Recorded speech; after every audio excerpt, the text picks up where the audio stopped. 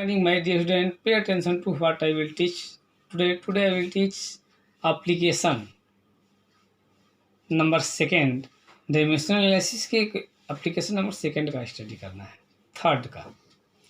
तो इस एप्लीकेशन में हम देखेंगे डिडक्टिंग रिलेशन।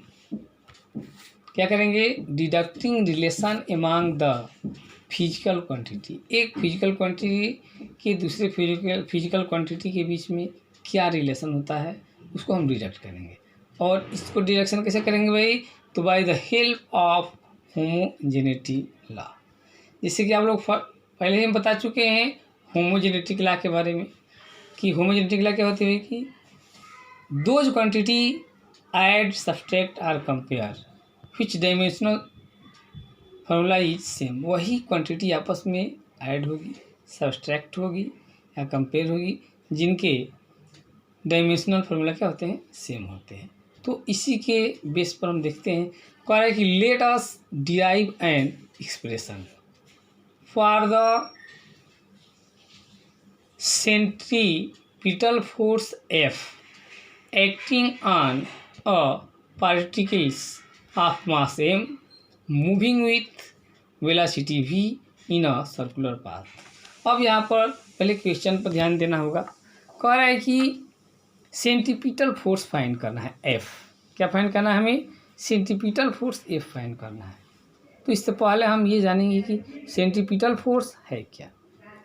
अब ध्यान देंगे, कोई भी बॉडी यदि सर्कुलर मोशन करती है तो उस बॉडी के जो सर्कुलर मोशन के से जो सर्किल फॉर्म होगा, उस सर्किल के सेंटर से उस बॉडी पर एक फोर्स एक्ट होता है, उसी को बोलते हैं सेंट्रीपिटल फोर्स। वही सेंट्रीपिटल फोर्स कार्य कोई m मास की बॉडी है जो कि v वेलोसिटी से मूव कर रही है सर्कुलर पाथ में, जिसका रेडियस r है। तो m मास की बॉडी v वेलोसिटी से r रेडियस के सर्किल में मूव कर रही है, तो उसके सेंटर से उस पर एक फोर्स अप्लाई होगा, उसको हम सेंट्रीपिटल फोर्स करते हैं। तो ये सेंट्रीपिटल फोर्स बॉडी के मास m, वेलोसिटी v और r में कैसा रिलेशन है, कैसा इक्वेशन प्रेजेंट होगा, उसके लिए हम डिडक्ट करेंगे फार्मूला। हम सपोज कर लेते हैं कि जो उस बॉडी पर फोर्स एक्ट करता है centripetal F directly proportional mass, velocity and r radius. तो यह फोर्स जो एक्ट करता है वो बॉडी के मास m के power small a into velocity के पावर स्मॉल b और रेडियस r के पावर c के डायरेक्टली प्रोपोर्शनल है। हम कंसीडर कर लेंगे, कोई भी दिया रहेगा फिजिकल क्वांटिटी, तो इसको जो है कि हम अपने मतलब कि आइडिया से ये कंसीडर करते हैं कि f डायरेक्टली प्रोपोर्शनल मास के पावर स्मॉल a, वेलोसिटी के पावर स्मॉल b, रेडियस के पावर स्मॉल c। ठीक है। और अब ये प्रोपोर्शनलिटी हटाएंगे तो यहाँ पर कांस्टेंट लगा देंगे, तो F इक्वल k m के पावर a, v के पावर b और r के power c। Equation number first हो जाएगा।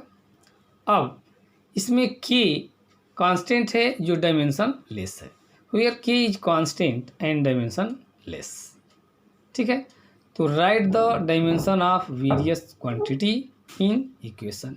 अब इस इक्वेशन में जो क्वांटिटी दी है, फोर्स है, मास है, वेलोसिटी है और रेडियस है, तो सबका डायमेंशन हम राइट डाउन करेंगे। पहले फोर्स का, तो फोर्स का डायमेंशन क्या होता है?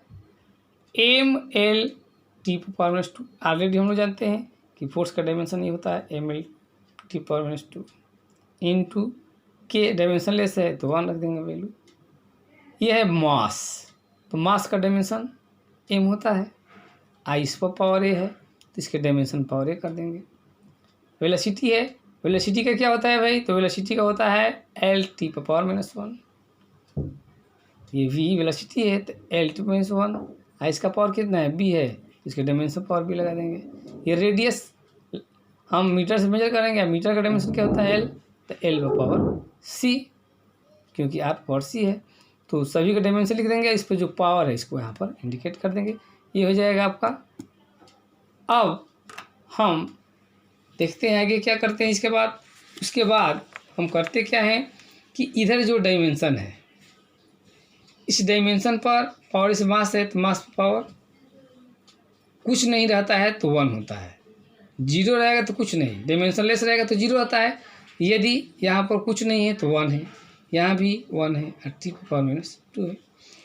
इधर के मास जो है का कंपेरिजन हम इधर के जो मास का पावर है उससे करते हैं। इधर का जो ये मीटर है L, इसके पावर का कंपेरिजन इधर के जो पावर है उससे हम करते हैं, और इधर के T पर जो पावर है इसका कंपेरिजन इधर जो T है उससे करते हैं। ठीक है, तो पहले हम देखते हैं, इसको अरेंज करते हैं। m के पावर 1, L के पावर 1, T पर पावर -2। ये m के पावर ये है। अब L के पावर यहाँ पर भी एक L है और एक यहाँ भी, इस L पावर B और इस L पर पावर C इंटू कर देंगे तो पावर क्या होता है, ऐड हो जाता है। तो L पर पावर B प्लस C, क्योंकि इस L का पावर B और इस L का पावर तो B प्लस C और T का पावर -B तो होगा ही होगा। क्लियर। अब इधर का जो डायमेंशन है मास का, इधर के डायमेंशन के पावर की हम कंपेरिजन करेंगे। Comparing the dimension of similar quantity on both sides. तो इधर मास है, मास के पावर 1 है, ठीक है ना 1, और इधर का मास के पावर A है। मीन्स कंपेरिजन करेंगे तो ये A इक्वल 1 क्या होगा, A इक्वल 1, क्योंकि इधर के मास की पावर 1 और इधर के मास की पावर A है, तो एक पर क्या हो जाएगा 1 हो जाएगा। अब आइए इधर के L पर पावर 1 और इधर L power B plus C, मतलब कि इधर का L के power B plus C equal इधर का L का पावर 1, तो B प्लस C इक्वल 1 लिख देंगे। अब आइए T पर पावर देखते हैं भाई, तो इधर पर T पर पावर -B और इधर T पर -2, तो कंपेयर करेंगे -B इक्वल इधर T पर कितना है -2 है, तो 2 से 2 कैंसिल करा देंगे तो B इक्वल क्या हो जाएगा 2 होगा। A इक्वल कितना आ गया 1, ठीक है। B इक्वल कितना हो गया 2 हो गया। अब B प्लस C इक्वल 1 है, ठीक है। तो यहाँ पर अब हम क्या करेंगे तो C इक्वल क्या हो जाएगा, C इक्वल इस B को इधर लेंगे तो 1 - B होगा। B प्लस C इक्वल 1, तो C इक्वल ये B इधर आएगा तो 1 - B। अब C इक्वल -1 ये हो गया और ये -2 रख देंगे, C इक्वल 1 - 2, इस -2 में से +1 माइनस हो जाएगा तो C इक्वल कितना आ जाएगा -1। A इक्वल 1, B इक्वल 2 और C इक्वल कितना आ गया -1, ठीक है। ये सॉल्व कर देंगे इसे यहाँ से। अब इस वैल्यू को हम इक्वेशन नंबर फर्स्ट में पुट कर देंगे, A की वैल्यू, B की वैल्यू और C की वैल्यू। तो putting this value in equation number first, और इस वैल्यू को हम इक्वेशन नंबर फर्स्ट में जो है कि क्या कर देंगे तो पुट कर देंगे। तो आइए हम लोग पुट करते हैं कितना वैल्यू को इक्वेशन नंबर फर्स्ट में। तो F ये हमारा है इक्वेशन नंबर फर्स्ट, F इक्वल K M V पर पावर 2 R पर पावर -1। कहाँ से आ गया भाई, तो F इक्वल देखिए हमारा था F इक्वल K की वैल्यू को क्या रख देंगे M के पावर कितना आया था हमारे यहाँ पर, M की पावर ये A है तो A की वैल्यू कितनी है 1 आई है ना 1, तो यहाँ पर M के पावर 1 लिख देंगे। V के पावर क्या है यहाँ पर ध्यान दीजिए, V के पावर B है तो B की वैल्यू कितनी आई है 2 आई है ना। तो हम M के पावर 1 है तो 1, V के पावर 2 और ये C के पावर कितना आया है -1 है भाई, तो यहाँ पर R है, C की जगह पर क्या है R है तो R के पावर -1। तीनों value A B C, A की वैल्यू, B की वैल्यू और सी की। इन तीनों वैल्यू को यहाँ पर m का पावर a था तो a की वैल्यू 1, v के पावर b था तो b की वैल्यू 2 और c के वैल्यू -1 को यहाँ पुट कर देंगे। अब आइए f इक्वल k m v square, r minus power है तो बटे में आ जाएगा ये यार, बटे में ये -1 है ना तो यहाँ हो जाएगा बटे में r पावर 1। ठीक है, तो ये इक्वेशन हमको मिल जाएगा f इक्वल k M V square by R, या लिख सकते हैं f इक्वल M V square by R. यही सेंट्रीफ्यूगल फोर्स का फॉर्मूला होता है। ठीक है ना, तो इस तरह से हम डिडक्ट करते हैं।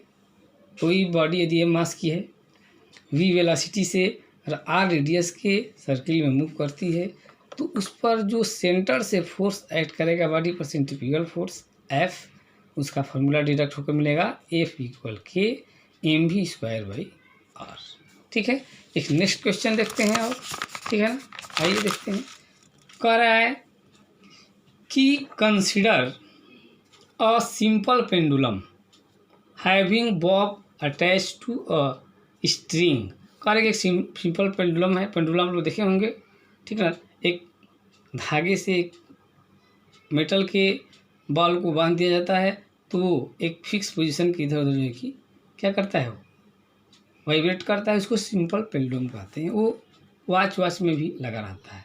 तो वही कह रहा है कि consider a simple pendulum having a बब अटैच टू स्ट्रिंग, धागे से लटका हुआ है उसमें वो मेटल का बब, that oscillate under the action of the force of gravity.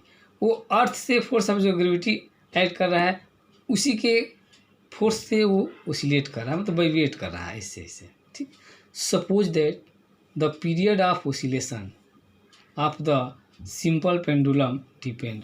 तो जो ओसिलेट कर रहा है तो उसका ओसिलेट करने का पीरियड, इस एक ओसिलेशन में जो टाइम लगता है उसको टाइम पीरियड कहते हैं। तो वही जो उसका टाइम पीरियड है किन किन फैक्ट पर डिपेंड करता है। तो फर्स्ट है मास एम ऑफ द बब, बब के मास पर डिपेंड कर रहा है उसका time period. Length L of the pendulum, अब कितने लंबे धागे से उसको बांधा गया है उसके लेंथ पर डिपेंड करता है।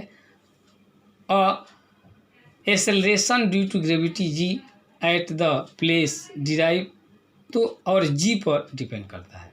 तो जो सिंपल पेंडुलम ओसिलेट कर रहा है तो उसका जो टाइम पीरियड है वो पेंडुलम के मास एम, जो जिस स्ट्रिंग से बांधा हुआ है उसकी स्ट्रिंग की लंबाई एल, और जो अर्थ के कारण जो उसको फोर्स ऑफ ग्रेविटी एक्ट कर रही है वो जी पर डिपेंड करता है उसका। तो हम अब उस time period T, M, L और जी में क्या कर रहा है, derive the expression for its time period using method of dimension, dimension का यूज करके। ठीक है ना, एप्लीकेशन नंबर 3 हम डिराइव करना है हमको एक्सप्रेशन कि टाइम पीरियड, मास, लेंथ और ग्रेविटी में क्या रिलेशन होता है। तो हम सपोज कर लेंगे कि let us time period T directly proportional mass M के पावर ए, लेंथ एल के पावर बी और फोर्स ऑफ ग्रेविटी जी के पावर सी से रिलेटेड है। हम कंसीडर करते हैं किसी भी रिलेशन को फाइंड करने के लिए हम लेट कर लेंगे। तो टी डायरेक्टली प्रोपोर्शनल एम के पावर ए, एल के पावर बी और जी के पावर सी, या हम लिख सकते हैं टी इक्वल के एम के पावर ए, एल के पावर बी, जी के पावर सी। क्वेश्चन नंबर 1 यहाँ पर के कांस्टेंट है जो कि डायमेंशन लेस होता है। ठीक है ना, अब क्या करेंगे हम नेक्स्ट स्टेप में, तो इधर जो टाइम पीरियड है इसका डायमेंशन फाइंड करेंगे और इसके कंपेयर करेंगे इधर जो भी मास, लेंथ, जी इसका डायमेंशन, और इधर के डायमेंशन के पावर को इधर के डायमेंशन के पावर से क्या करते हैं हम लोग कंपेयर करते हैं। तो आइए देखते हैं कैसे करते हैं। तो फर्स्ट ऑफ ऑल हम सपोज कर लेंगे कि जो टाइम पीरियड टी है उसके लिए डायमेंशन हम कैपिटल टी यूज करेंगे, जो मास एम है उसके लिए डायमेंशन हम क्या करेंगे कैपिटल एम, और जो एल है लेंथ स्ट्रिंग का उसका डायमेंशन एल, और यहाँ पर स्मॉल जी, ठीक ना, gravity due to acceleration due to gravity G, तो इसका एक्सेलरेशन का हम ऑलरेडी जानते हैं कि एक्सेलरेशन का डायमेंशन होता है एल टी पावर -2। तो पहले हम सभी फिजिकल क्वांटिटी के डायमेंशन राइट डाउन कर लेते हैं। ये टाइम पीरियड का, मास का, लेंथ का और ग्रेविटी का। और इस वैल्यू को जो क्वेश्चन नंबर ऊपर है फर्स्ट में पुट कर देते हैं। तो टाइम पीरियड है ना टी, तो इसका पहले यहाँ पर टी का डायमेंशन टी, मास एम का डायमेंशन एम पावर ए था तो इस डायमेंशन का पावर ए, फिर एल पावर ए था तो डायमेंशन पावर बी, और ग्रेविटी जी था तो इसका डायमेंशन लिख करके उसका पावर कितना है सी है, तो ये पावर सी। अब इधर जो डायमेंशन है फिजिकल क्वांटिटी के, जो इधर डायमेंशन है उधर के पावर है ना सी ए बी, इधर जो इस पर पावर से कंपेरिजन करेंगे। अब देखते हैं कि इधर डायमेंशन में केवल टी है, टी पर पावर कुछ नहीं, मतलब टी पर पावर केवल 1 है। मास का डायमेंशन इधर नहीं है, जब मास है नहीं तो मास लिख करके हम 0 लिख देंगे, क्योंकि डायमेंशन है ही नहीं है तो 0 हम लिख सकते हैं। क्योंकि कंपेरिजन करना है तो इधर जब मास है तो इधर भी मास लिखेंगे, क्योंकि डायमेंशन नहीं है तो 0 लिख दिए। इधर लेंथ का भी नहीं है, मीटर का भी नहीं है, तो भी एल लिख करके 0 कर देंगे। तो इधर एम के पावर 0, एल के पावर 0, टी के पावर यहाँ पर कुछ नहीं दिख रहा है, मतलब ये 1 है। और इधर क्या है भाई, एम के पावर ए, एल के पावर बी, एक यहाँ पर और एक एल के पावर सी, यहाँ से एक एल यहाँ भी है ना, जब ये ओपन करेंगे तो सी पे इस पर पावर आ जाएगा। तो एम के पावर इधर कितना मिलेगा ए, एल के पावर बी, यह एल के पावर सी, और टी के पावर इस सी से इंटू हो जाएगा पावर, तो 2 - सी। क्लियर है। अब इधर के डायमेंशन के पावर इधर के डायमेंशन पर इक्वेट करेंगे, कंपेयर करेंगे। तो equating the exponent M L and T on both sides, आइए इक्वेट करते हैं। तो इधर का पावर एम का पावर क्या है ए, तो यहाँ पर ये लिख दिए। तो इस एम के पावर कंपेरिजन इस एम के पावर से करेंगे, तो एम के पावर ए, इस पर एम पावर क्या है 0, तो ए इक्वल क्या हो जाएगा 0। अब इधर आइए, एम के पावर ये आपका एम का पावर हो गया ना। अब एल का पावर, तो एल पर पावर बी आई इंटू है तो ये पावर ऐड हो जाएगा, तो बी प्लस सी, एल के पावर बी प्लस सी हो गया। इधर का पावर कितना होगा एल का, बी प्लस सी, इक्वल इधर एल का पावर कितना है 0, 0 लिख दिए। अब आइए टी के पावर 1, इधर टी के पावर कितना है -2c, तो -2c इधर से कंपेयर कर इक्वल 1, तो -2c इक्वल 1, तो c इक्वल कितना हो जाएगा 2 को इधर शिफ्ट कर देंगे तो -1/2। ठीक है। तो a के पावर 0 और c के पावर कितना आ गया -1/2। क्लियर है, 2 पावर निकल गया, a का पावर 0 और c के पावर -1/2। अब बच गया b के पावर, तो b प्लस सी इक्वल 0 है, तो यहाँ c की वैल्यू यहाँ से -1 उठा करके पुट कर देंगे, तो b -1/2 कहाँ से है, c की वैल्यू ये पुट कर देंगे, -1/2 इक्वल 0, तो b इक्वल ये माइनस है, इस साइड शिफ्ट करेंगे तो प्लस हो जाएगा, +1/2। अब सभी डायमेंशन का पावर मिल गया, a के पावर 0 मिल गया, b के पावर 1/2 और c के पावर ½ अब इसको पुट कर देंगे किस में, एबव इक्वेशन में। इस इक्वेशन में यहाँ पर क्या कर देंगे, पुट कर देंगे, तो ये पुट कीजिए। t इक्वल क्या था हमारा k, m के पावर 0, l के पावर ½ g के पावर। अब कहाँ से अभी देखिए, t इक्वल k, m के पावर a है ना, तो ये a 0 है तो m पर 0 लिख दिए। l के पावर क्या है b है, तो यहाँ से b की वैल्यू कितना है ½ ठीक है, तो ½ रख दिया गया। और g c के पावर कितना है -½ इसमें c नहीं है g है तो -½ रख दिया। अब लिख सकते हैं k equal t equal k, ये m 0 है तो ये 0 हो गया, m फिनिश, m खत्म हो जाएगा, समाप्त। अब क्या बचेगा, k इक्वल l के पावर 1/2 और -1/2 है, मतलब ये बटे में आ जाएगा, तो हम लिख सकते हैं जी पावर -1/2 मतलब कि L power 1/2 by g power 1/2। भाई ये माइनस है तो बटे में जब आ जाएगा तो माइनस हट जाएगा। तो T इक्वल के L पावर 1/2 और जी पावर माइनस था ना, तो माइनस हटाने के लिए मैंने बटे में कर सकते हैं 1/2।